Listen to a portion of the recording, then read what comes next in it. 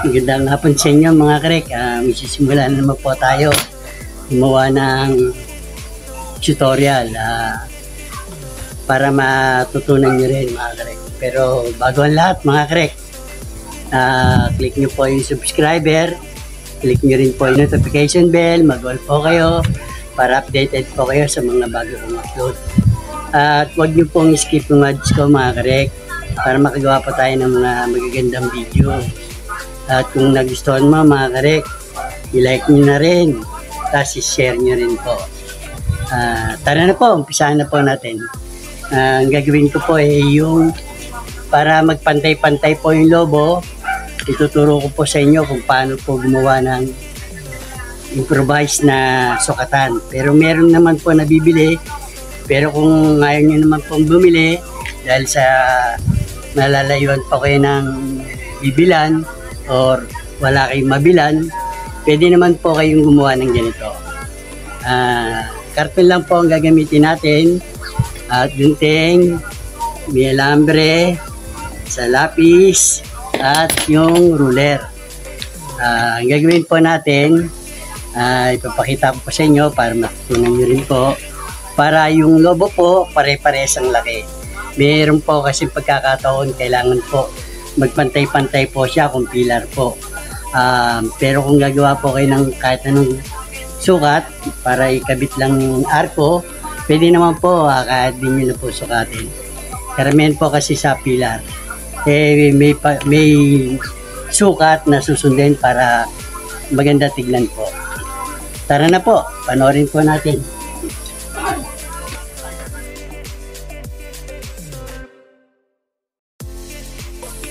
Kukunin po natin yung center mga karek. Paano po makukuha yung center? Kahit tansyahan lang po mga karek, lagyan nyo lang po yan. Ayan o, center. Pwede naman po yan. Ngayon po, ang sukat na gagawin natin, susukat po tayo ng pinakamalaking sukat po, 10 inches.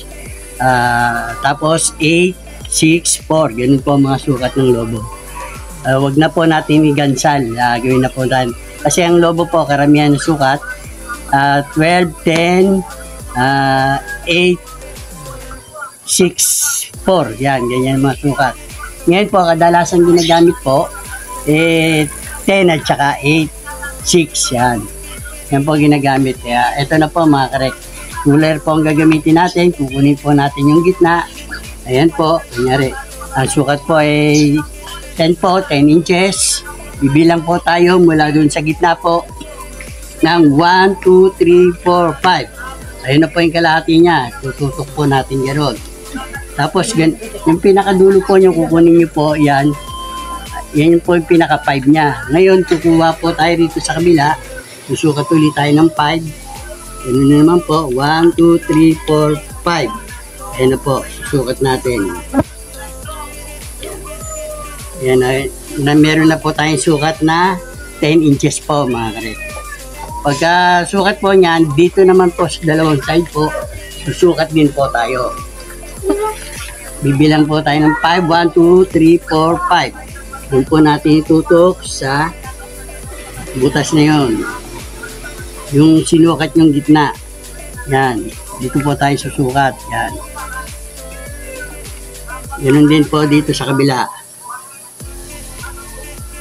1, 2, 3, 4, 5. Nakagawa na po kayo ng mga palatandaan. Ngayon po, yung lapis po, lalagyan nyo po ng kung anong tali. Basta ang malaga po, may ikot-ikot po yung ganyan. Yan.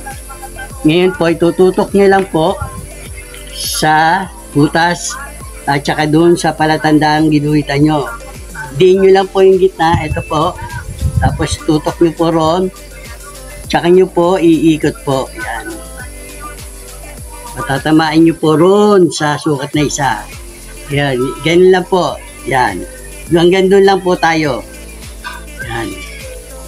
Ulit-ulit lang po natin para makita yung mga dinanan. Tapos po na isang side, ikot po tayo. Tapos gano'n na naman po. Ipit po natin, tutok po natin dito sa kabila. Ipit po natin. No? Ikot na naman po tayo ng ganyan. Yan. Di naka-half na tayo. Isang side na naman po. Para maging 3/4 na. Ano na naman po. Tutok na naman po rin sa may palatandaan. Ikot na naman po natin. Ngayon, nag-abot na po. Ulit-ulitin lang po natin. Para makita niyo po yung sukat. Ulit-ulitin lang po natin. Nabago siya pagka bumababa. Pero madali na yan imedyohan. Yan na po, nakuha na po natin. 3/4. Isa na lang po.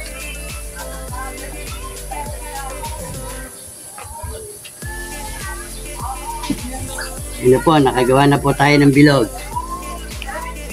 Yan po mga karek. Bubutasin na po natin yung gitna. Para kunin na po natin yung bilog. Hindi naman po itong gitna ang kailangan natin. Yung butas po niyan.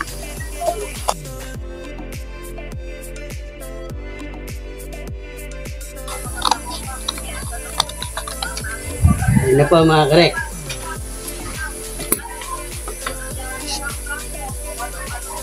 Yan na po mga karek. Ito po yung gagamitin natin. Ito pong bilog na to. Yan po yung 10 inches. Ngayon po, paano po siya gagamitin mga karek? Pakita ko po sa inyo.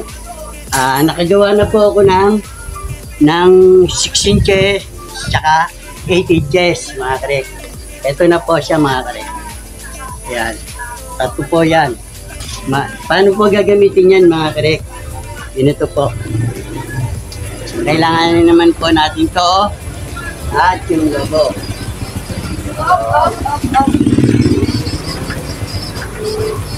Meron po ako mga karek. May mga size po na lobo yan. At tulad po nito mga karek, size 12, malalaki. Meron po size 10, meron po size 8, at hanggang 6 meron po. Kaya ngayon, ang sukat po natin ng isang malaki, ito po, size 10. Ang gagamitin ko po, size 12. Para hindi po siya basta pumutok. Ito lang po paggamit niya mga karek.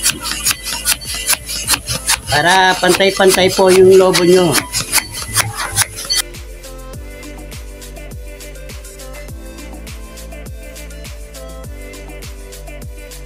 Hawakan nyo lang po ito mga karek. Hawakan nyo lang po.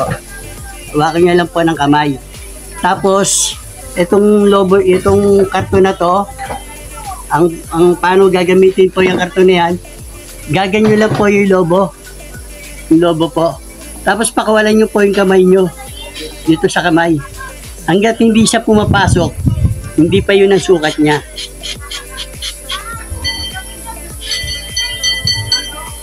Yan na po, pumasok na po. Ayan. Yan na po ang laki niya mga karek. Tsaka nyo po siya ikot, taka bull nyo po.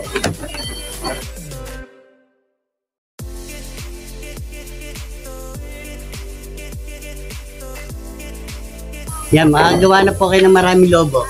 Sakto po siya mga karek. Yan, size 10 po. Size 8. Ito naman po yung size 8. Kaya gagawa po tayo ng size 8. Ito po.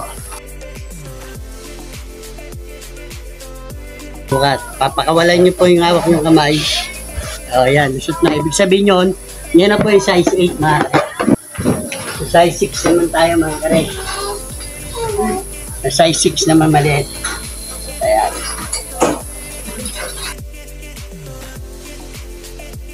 Yan po. Pakawalan lang po natin sa kamay. Hingga tayo pa pumasok, hindi pa yung sukat.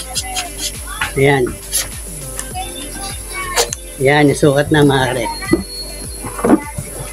Ayan, meron tayong 3 sukat na lobo mga karek.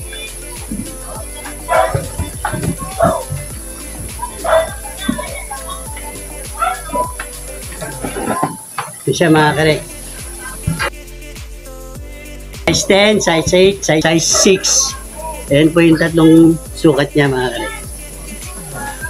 Kung ano po yung ginawa ko sa size 10, Paano sukat din po yung ginawa ko size 8. Ganun din po doon sa size 8, size 6. Ganun lang po ang paggawa ng para yung lobo nyo ay magpantay-pantay. Mga karek, sana naibigan nyo itong content na to. Bigyan nyo naman po ako na subscribe. Nagustuhan nyo, like nyo po. At i-share nyo po mga karek. Ulitin ko mga karek, huwag nyo skip yung ads ko para naman po sa paggawa ng magagandang DIY na matututunan nyo. Hanggang dito na lang mga karek. God bless and keep safe. Bye-bye!